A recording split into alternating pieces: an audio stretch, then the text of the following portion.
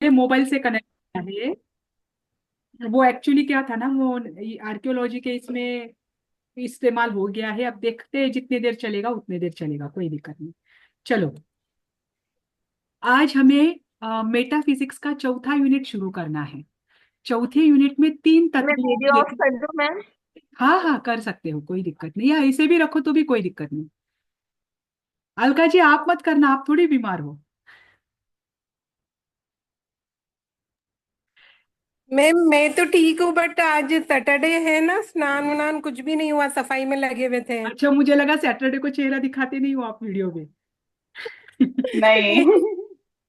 Actually ma'am एक kitchen ही में दिन थोड़ा है। खाना बना रही थी, आज क्लास जल्दी है करके ध्यान नहीं रहा, तो अभी तक लंच भी नहीं किया, तो इसीलिए फोन बाहर रख के वीडियो ऑफ करके सुन रही थी। हाँ, मतलब खाना खाते नहीं, खाते आप आधा क्लास काम करने वाले थे। बाकी है मैम।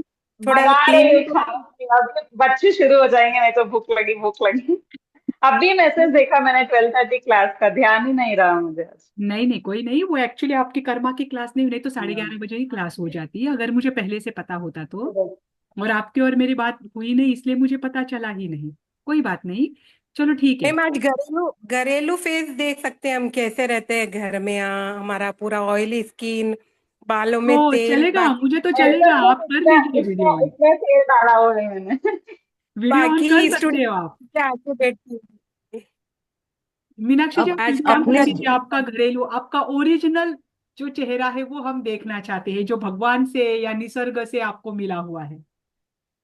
नहीं, चेहरा तो ओरिजिनल रहता है मैम, वो नहा धो के बैठते हैं तो अच्छा फ्रेशनेस महसूस होता है। और आज देखो, जो साधना करते हैं वो बिना नहाते तो मेकअप। है नहीं, ऐसा समझिए कि आपका आज साधना करना है। अरे नहीं मैम, कैसे पॉसिबल है? बिना नहाए तो नहीं हो सकता मुझसे, तो 2 बार नहाने का मन करता है, भले पानी अभी आधी बकेट आप लूं। वीडियो ऑन क्यों नहीं कर रहे हो, मतलब दिक्कत कहाँ पर है, मुझे वो बताओ ओरिजिनल। हमें कोई स्मेल नहीं आ रहा। कोई बात नहीं मीनाक्षी जी, कुछ नहीं होता। अभी मीनाक्षी जी ऑन नहीं करेंगे वीडियो, तब तक क्लास स्टार्ट नहीं होगी। अरे हाँ, ऐसा नहीं हमें है, ऐसा देखो, अभी अलका नहीं हमें दीदी नहीं सिर्फ करना। आत्मा किया से है, अभी मतलब। मैं तब तक क्लास चालू नहीं कर सकती। अरे नहीं, ऐसा नहीं मैम, ड्रेस भी चेंज करनी होती है, घर पे अपनी ड्रेस में रहते हैं हम लोग। वो फिर अच्छा, वीडियो और यूट्यूब पे कितने अपलोड कितने होता है रीजन ना आप मैम। बताने वाले हो, वो भी पहले ही बता दीजिए। नहीं नहीं नहीं, एक तो ड्रेस चेंज नहीं है, बालों में तेल, और ना इवन फेस भी वॉश नहीं किया हुआ। मॉर्निंग किया था जो किया, अभी स्नान कुछ भी नहीं हुआ है मेरा। हाँ, तो बस मॉर्निंग में अलका जी को थोड़ा। देखो, वो आपको ज्वाइन करेंगे मेरे। ओ सिमर जी तो और मस्त है, ऐसे ही रहना चाहिए एक्चुअली।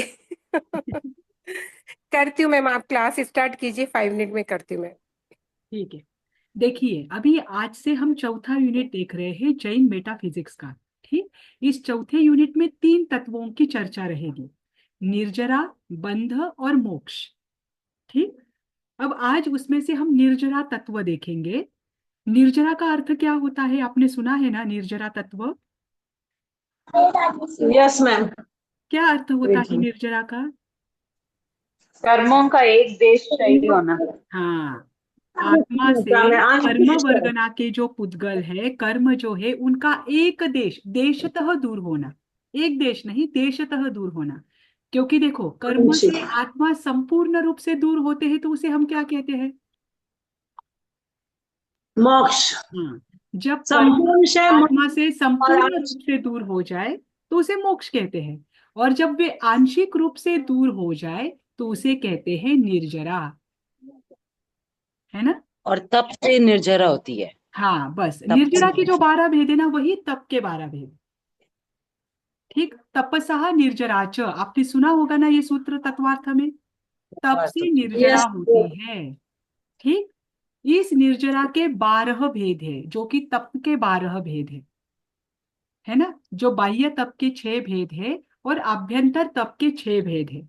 वे 12 भेद ही निर्जरा के 12 भेद है। उसमें सबसे पहला है अनशन। पहले बाह्य तप जो है, बाह्य निर्जरा जो है, उसके पहले 6 भेद: अनशन, उनोदरी, भिक्षाचर्या, रस परित्याग, काय क्लेश और प्रतिसल्लीनता। ये सारे बाह्य है। बाह्य है यानी ये शरीर के माध्यम से, इसमें शरीर को और तपाया जाता है। आत्मा के माध्यम से शरीर तपता है, इसीलिए इसे बाह्य कहा गया है। और 6 है अभ्यंतर, जो आत्मा के आत्मिक गुणों से, जो अंदर से जो किए जाते हैं उसे अभ्यंतर कहा जाता है। जैसे कि प्रायश्चित, प्रायश्चित में शरीर का कोई रोल नहीं है, प्रायश्चित में रोल है मन का और आत्मा का, है ना। विनय, दूसरों के प्रति अहोभाव रखना, वैयावृत्य की भावना, सेवा की भावना, स्वाध्याय आदि करना, ध्यान करना, व्युत्सर्ग करना, जो आंतरिक कारणों से उत्पन्न होते हैं, ऐसे जो तप है वे आभ्यंतर तप कहलाते हैं। ऐसे कुल मिलाकर 12 जो तप है वही 12 निर्जरा के भेद है। ठीक। अगर मैंने पूछा निर्जरा के भेद कितने हैं, तो वो आप कैसे बताओगे, क्या बताओगे उसके लिए? कितने भेद है निर्जरा 12 के? भेद। हाँ, 12 भेद। बराबर। उसमें पहला भेद है अनशन। अनशन यानी अन अशन, अशन यानी आहार, जिसमें आहार आदि का त्याग किया जाता है उसे कहते हैं अनशन। आहार 4 प्रकार का होता है, अशन, पान, खादिम और स्वादिम। ये चारों प्रकार के आहार का त्याग करना अनशन कहलाता है। ठीक। और आज अनशन में 3 प्रकार के भी आहार का त्याग होता है। पानी का आगार रखा जाता है, पानी की छूट रखी जाती है। जैसे कि आपने उपवास किया है तो कोई चौविहार उपवास करता है तो कोई तिविहार उपवास करता है। चौविहार उपवास का अर्थ क्या होता है? जिसमें चारों ही प्रकार के आहार का त्याग किया है, अर्थात उसमें आप पानी का भी त्याग कर देते हो। और तिविहार उपवास में 3 प्रकार के आहार का त्याग किया जाता है, जिसमें पानी की छूट रखी जाती है, पानी का आगार रखा जाता है ना। तो अनशन में 4 प्रकार के आहार का भी त्याग होता है और 3 प्रकार के आहार का भी त्याग होता है। ठीक। अब ये जो अनशन है ये 2 प्रकार का है। एक होता है इत्वरिक अनशन, इत्वरिक यानी अल्प समय के लिए, थोड़े समय के लिए।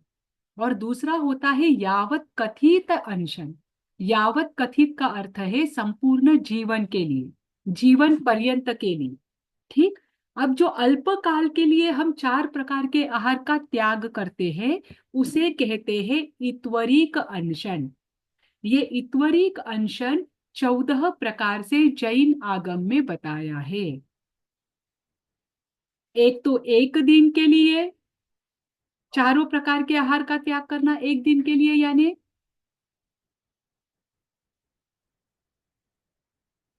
एक उपवास को आप क्या कहते हैं?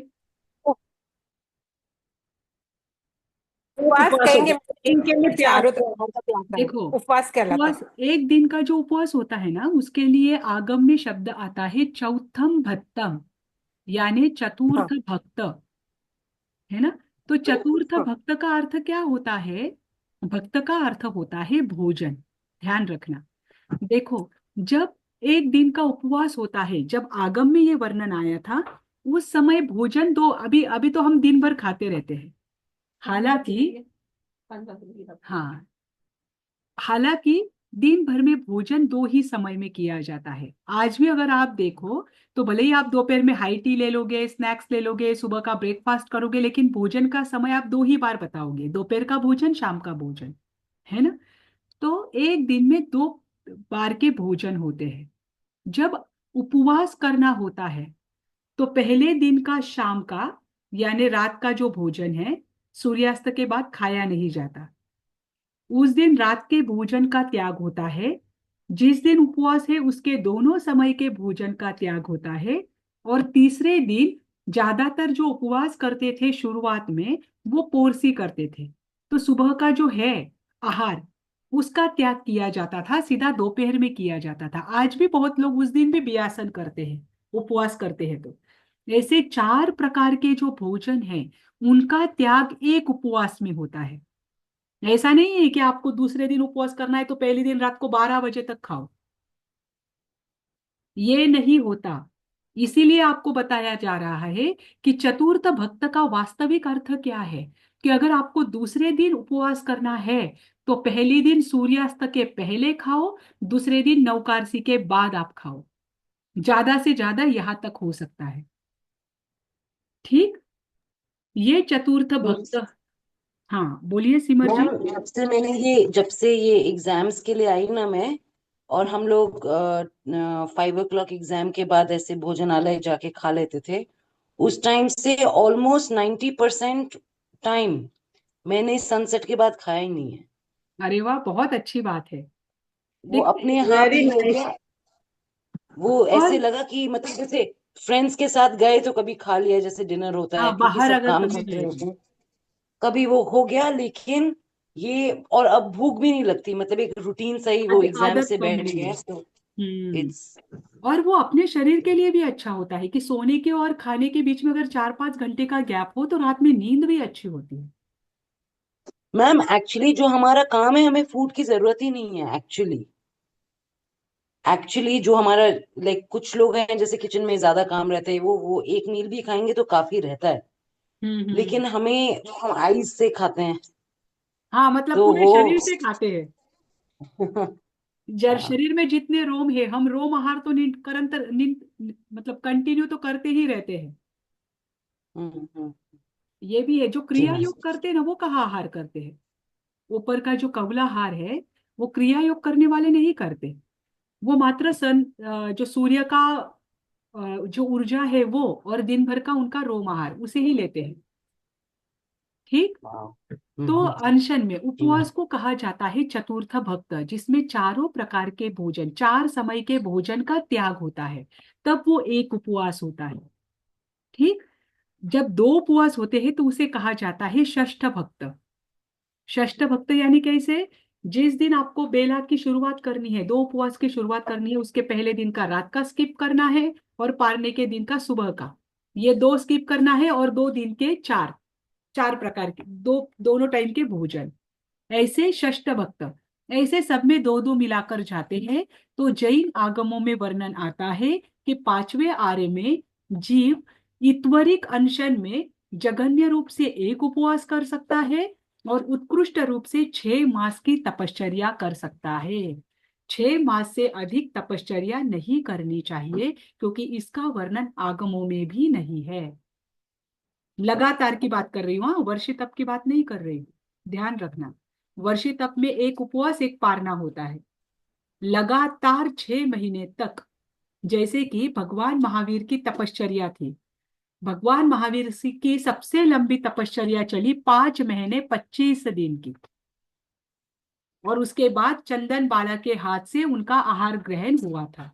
है ना? ये सबसे उत्कृष्ट तपश्चर्या भगवान महावीर की रही थी। उसके बाद जो आगम बने गए, उसके आधार पर जो इत्वरिक अनशन है उसमें जघन्य रूप से होता है उपवास, और उत्कृष्ट रूप से होता है षण्मासिक तपश्चर्या। ठीक। और दूसरा है यावत कथित अनशन। मैम यावत। वर्षी तप में तो भगवान ऋषभ देव ने तो 13 महीने पूरा ही उपवास किए थे ना, एक दिन भी हाँ, तो पारणा नहीं किया था उन्होंने। नहीं किया था। तो लेकिन अब हम है हाँ। 5वें आरे में, और हम उनके जैसा वर्षी तप मतलब उनके जैसा वर्ष भर के लिए तो आहार को नहीं छोड़ सकते हैं। इसीलिए अब ये धारणा कब से शुरू हुई पता नहीं, लेकिन ये आचार्यों से शुरू हुई धारणा है कि एक उपवास और एक बियासन। कभी कभी कोई खुला रखते हैं दूसरा दिन, पर ज्यादातर जो हमेशा से करते हैं वो खुला एक भी दिन नहीं रखते हैं, एक उपवास करते हैं, दूसरे दिन बियासन आदि कर कर वे वर्ष तप करते हैं। क्योंकि 5वें आर्य की इसलिए तो मैंने बताया कि जो इत्वरिक अनशन है उसकी उत्कृष्ट अवधि 6 महीने के ही है। तो इस अपेक्षा से अगर आप देखने को जाए तो आप तो वर्ष तप कर ही नहीं सकते। है ना? और हम उसको एकांतर बोल सकते हैं ना मैम। एकांतर, अगर थोड़े समय की एकांतर तपश्चर्या भी चलती है। अगर आप वर्ष से कम के समय के लिए अगर आप कर रहे हो तो उसे एकांतर कहा जाता है, लेकिन आप वर्ष भर के लिए अगर नियम लेते हो तो उसे वर्षी तप कहा जाता है। ओके ये मैम। बात के आचार्यों द्वारा शुरू हुआ है, इसका वर्णन हमारे आगम में कहीं भी नहीं है। ठीक, कि वर्षी तप ऐसा किया जाता है। ठीक। अब इसके बाद है यावत कथित अनशन।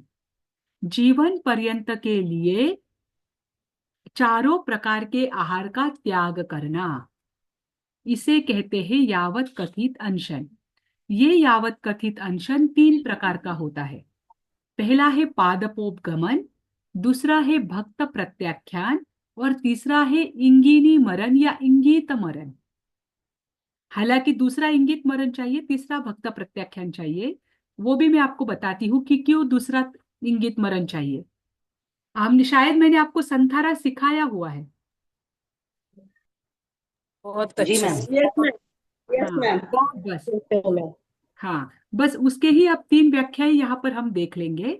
पादपोपगमन, चारों प्रकार के आहार का त्याग करना, और उसमें चारों प्रकार के आहार का त्याग करने के बाद शरीर का किसी भी अंग को या शरीर का कोई भी जो अवयव है उन्हें किंचित मात्र भी नहीं हिलाना। पादपोपगमन का मैंने आपको अर्थ बताया था कि पादप का अर्थ होता है वृक्ष से टूटी हुई शाखा, है ना। और वृक्ष से टूटी हुई शाखा जब जमीन पर गिरती है तो वो कैसी निश्चेष्ट पड़ी हुई रहती है। वृक्ष से जब वो वृक्ष पर रहती है तो हवा के कारण वो हिलती है कभी कभी, पर जब वो वृक्ष से टूट जाती है तो कितनी भी हवा आए तब भी वो हिलेगी क्या? नहीं हिलेगी नहीं। ना? वृक्ष की शाखा बड़ी होती है, मोटी होती है, तो वो जैसे निश्चेष्ट पड़ी हुई रहती है, जब तक उसे कोई हिलाता नहीं है तब तक वो हिलती नहीं है। ऐसे ही कुछ साधक ऐसे होते हैं कि जब वे संथारा ले लेते हैं तो संथारा लेने के बाद यानी पादपोपगमन संथारा को ग्रहण करने के बाद वे भूमि पर निश्चेष्ट पड़े हुए रहते हैं। कभी बैठ अगर जो आसन उनका था संथारे में, कोई बैठने का लेता है, कोई सोने का लेता है, तो जिस अवस्था में वो रहे हैं उस अवस्था के बाद मरने तक वे एक अंग को भी नहीं हिलाते, उंगली को भी नहीं हिलाएंगे। ऐसा जो संथारा होता है वो होता है पादपोपगमन। ठीक। फिर दूसरा है इंगिनी मरण।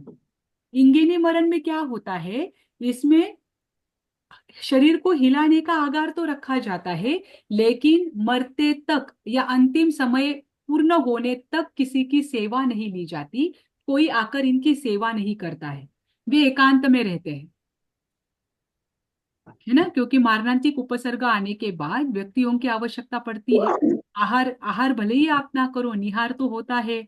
अगर आप एक जगह पर है तो आपका निहार परठाने के लिए कोई ना कोई सेवा में आपका होना जरूरी है।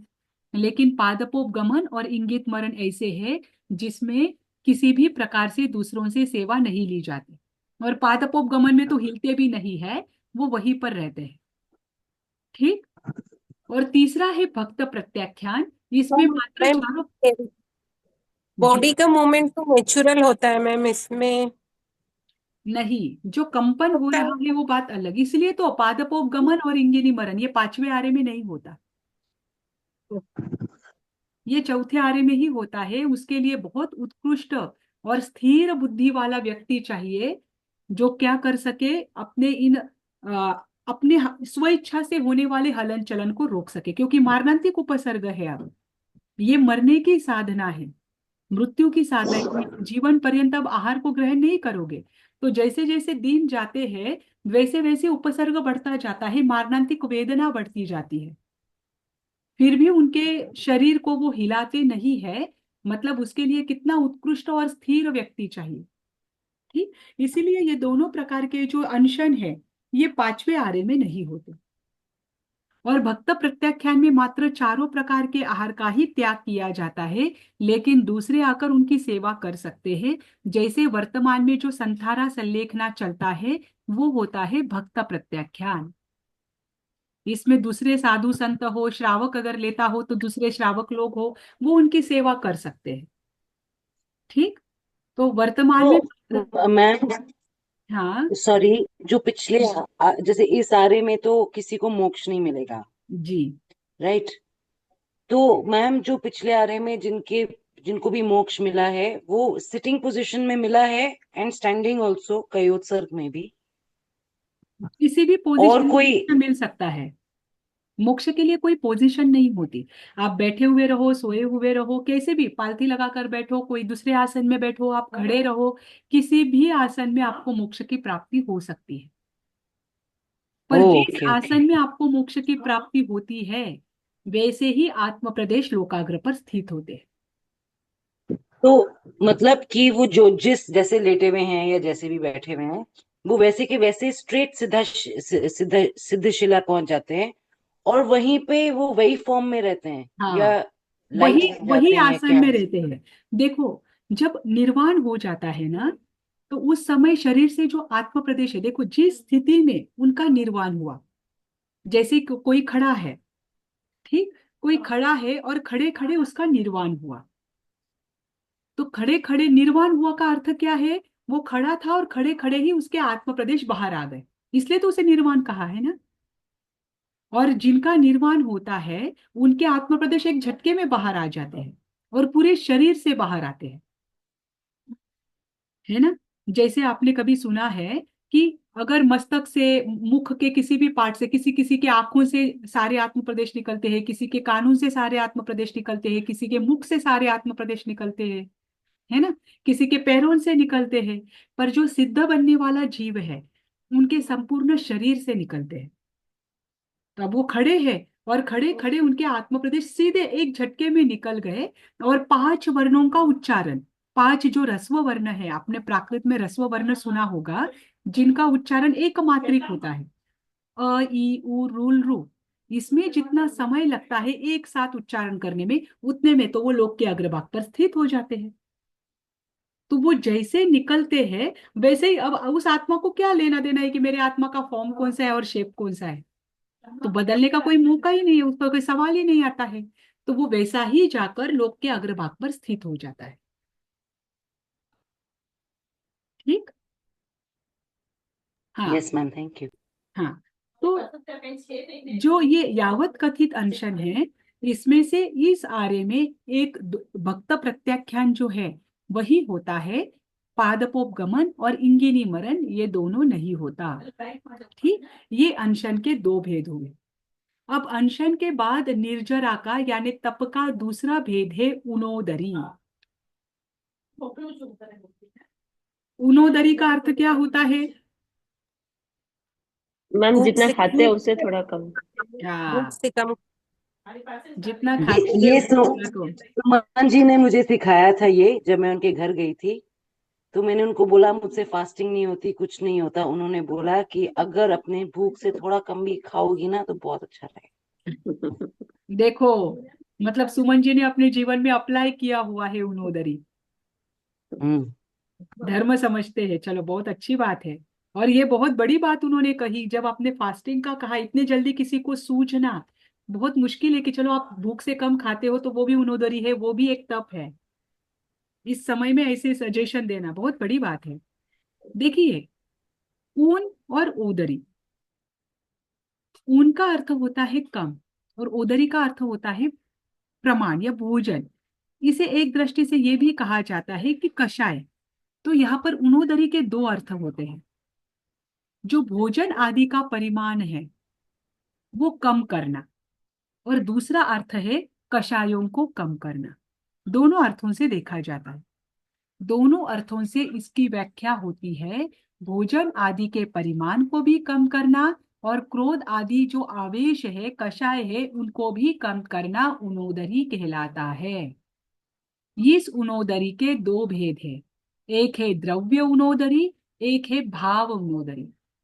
द्रव्य उनोदरी में सारे आपके भंड उपकरण, पात्र, वस्त्र आदि जो भी है, आपके पास अगर 200 ड्रेस है मीनाक्षी जी, और आप एक कम करते हो, तो वो भी उनोदरी है ना। एक दृष्टि से वो भी तप है, मतलब उपकरण को भी उन्होंने उनोदरी में लिया है कि आपके पास जितने परिमाण है उनसे एक कम करना, थोड़ा कम करना, वो भी उनोदरी है। आपके पास क्रोध आदि राग द्वेष है, उन राग द्वेष को कम करने का प्रयास करना, वो भी उनोदरी है।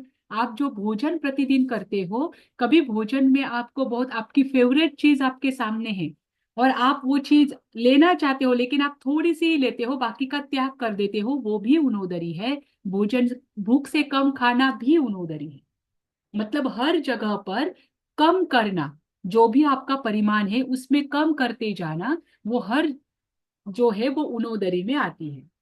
ठीक। अब यहाँ पर देखिए, द्रव्य उनोदरी की व्याख्या क्या होती है।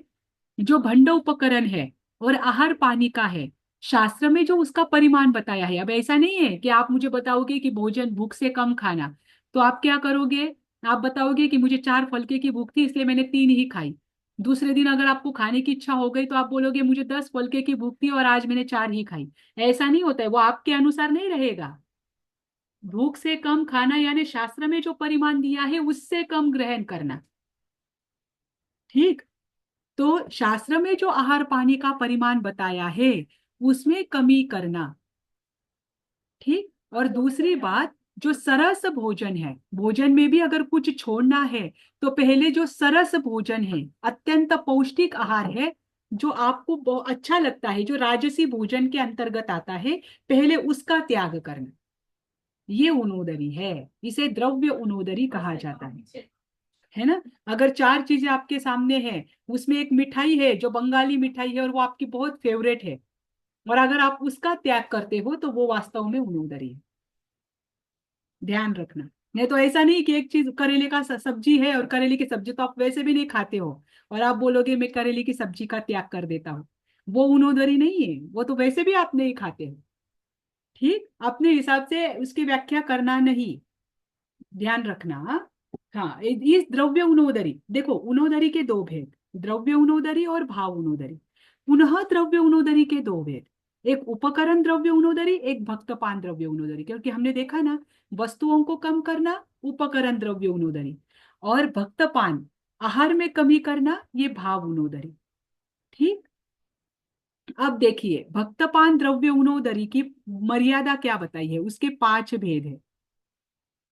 आप शास्त्र में ये साधु के अनुसार बताया है। हाँ, साधु के अनुसार समझिए।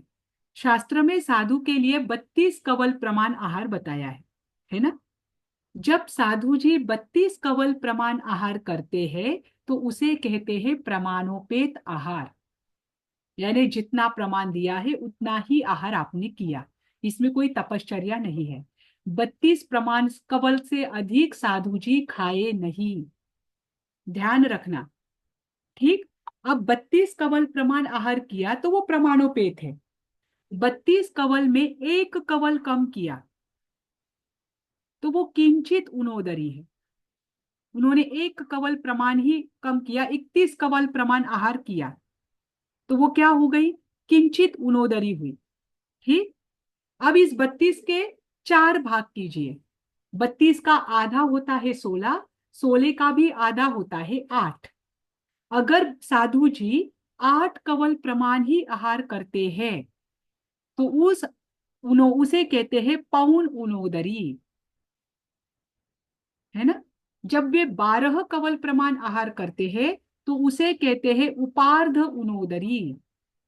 जब वे 16 कवल प्रमाण आहार करते हैं तो उसे कहते हैं अर्ध उनोदरी, आधा ही, जितना दिया है उसके आधा ही खाया। और जब वे 24 कवल प्रमाण आहार करते हैं तो उसे कहते हैं पाव उनोदरी। पाव यानी 32 में से 8 कवल का ही आपने त्याग किया, तो पाव भाग का ही त्याग किया, इसीलिए आपकी उनोदरी पाव उनोदरी कहलाती है। और पूरा 32 कवल प्रमाण आहार अगर साधु जी करते हैं तो उसे कहते हैं प्रमाणोपेत आहार। जितने मैम अभी भी ऐसे ही होता है क्या, हाँ, सिर्फ ये 5वें आर्य के 32 ही समान लेना? ही है, 32 कवल प्रमाण ही आपका आहार होना चाहिए। हाँ, कवल की मर्यादा बताई है 1000 चावल के दाने जितनी। एक कवल कितना होता है, 1000 चावल के दाने जितना, लगभग 1 मुट्ठी जितना। तो 32 कवल प्रमाण आहार के आगे तो वैसे भी साधु जी नहीं जा सकते, इतना उनके संयम के लिए पर्याप्त है। मैम मैम एक और आपने बोला था हाँ, कि बोलो। वो नमोरियन चौबियार उपवास करते हैं तो एक दिन पहले से ही अपन रात की सौगंध करते हैं, तो उसमें पानी का भी त्याग कर लेते हैं? त्याग तो करना ही चाहिए पानी का, क्योंकि दूसरे दिन आप उपवास करने वाले हैं। पर किसी तो किसी को चार देखो आजकल, चार आ रहा था। हाँ, पर आजकल बीमारियां देखो, क्योंकि आप पहले दिन जो पानी लगाते हो वो कच्चा पानी लगाते हो, है ना। तो उसमें आप हम्म। इतना ध्यान रख सकते हो कि आजकल की ऐसी होती है, किसी को दवाइयाँ लेनी पड़ती है, किसी की अपनी एक कोई रीजन होते हैं, किसी किसी का और कोई प्रॉब्लम होता है। तो अगर अगर आपको गुरुजी जहाँ पर आप कोई गुरु साधु भगवंत विराजमान हो, उन्होंने अगर आपको आज्ञा दी है, तो बस इतना ध्यान रखना कि पहले दिन शाम को भी प्रासुक पानी ही लेना, गर्म या धोवन पानी ही ग्रहण करना। और जहां तक हो सके तो शाम के बाद तो पानी भी नहीं लेना। मैम एक और बात ये, जब अपन रात की सोगन करते हैं एवरीडे, तो उसमें जो दूध का या कुछ एक चीज का आगार रखते हैं वो भी माना नहीं जाता है क्या? नहीं, माना जा सकता है। देखो, कुछ नहीं करने की अपेक्षा से आप जो भोजन है उसका त्याग कर रहे हो, लिक्विड रख रहे हो, तो आप कुछ तो भी तो कर ही रहे हो ना। अगर ये नहीं तो माना मेरी जाएगा तो आप मंदिर कुछ भी वाली नहीं फ्रेंड ने करोगे। मेरी मंदिर वाली फ्रेंड ने बोला ये तेरा रात की सोगन नहीं होता है। नहीं, रात की सोगन में तो वो नहीं आता है। जब आप चौविहार के प्रत्याख्यान बोलते हो, रात्रि भोजन के त्याग बोलते हो, तो इसमें लिक्विड तो आप नहीं रख सकते हो। पर कभी कभी कारण विशेष आपको लिक्विड रखना पड़े तो ऐसे आहार लेकर आप बाकी के आहार को तो छोड़ सकते हो ना। कुछ नहीं करने की अपेक्षा से बस लिक्विड पीछे रखना और आहार का त्याग करना, ये कभी भी बेहतर है। इससे एक आदत बनती है। देखो, एक एक चीज करके भी छूटती है, सभी का क्षयोपशम समान नहीं होता। कोई कोई एक झटके में छोड़ देता है। किसी के कर्म थोड़े से गाढ़े होते हैं, उनको तोड़ने के लिए, या अंतराय गाढ़ी होती है, तो उनको तोड़ने के लिए डेली प्रैक्टिस की आवश्यकता है। और प्रैक्टिस के लिए तो ऐसे जो नियम आदि है उनको तो करना ही चाहिए। अगर आपको मैं बोलूंगी कि नहीं चलेगा, रात्रि भोजन में अगर आप लिक्विड ही लेते हो, तो वो भी नहीं चलेगा, वो रात्रि भोजन में नहीं आएगा, तो आप क्या करोगे? जितना करने की इच्छा है उतना भी नहीं करोगे। इसीलिए वैसा नहीं होना चाहिए, एक प्रैक्टिस होनी जरूरी है। प्रैक्टिस से ही तो कभी तो आपके जीवन में ऐसा दिन भी आएगा जिस दिन आप रात्रि रात्रि में चौविहार के नियम ले लोगे। तो कुछ नहीं करने की अपेक्षा इतना तो कभी भी बेहतर ही है। ठीक। ओके। तो जो 32 कवल प्रमाण आहार लिया जाता है उसे कहते हैं प्रमाणोपेत आहार। ठीक। और वो उनोदरी नहीं है। 32 कवल प्रमाण से नीचे 31 कवल प्रमाण से लेकर 1 कवल प्रमाण तक अगर आप ग्रहण करते हो तो वो उनोदरी में आता है। इसमें भी और एक बात मैं बताती हूँ, ये तो मात्र साधु और पुरुष की अपेक्षा से है। लेकिन कभी कभी कोई कोई पुरुष ऐसे होते हैं कि उनका 32 कवल प्रमाण का आहार दिया है, लेकिन वो प्रतिदिन पहले से ही 16 कवल प्रमाण ही आहार लेते आए हैं, उनकी भूख ही उतनी होती है। किसी किसी का आहार बहुत कम होता है ना। तो उनकी भूख ही उतनी है, तो वो व्यक्ति कहता है कि मैं रोज अर्ध उनोदरी करता हूं। ऐसा नहीं होता।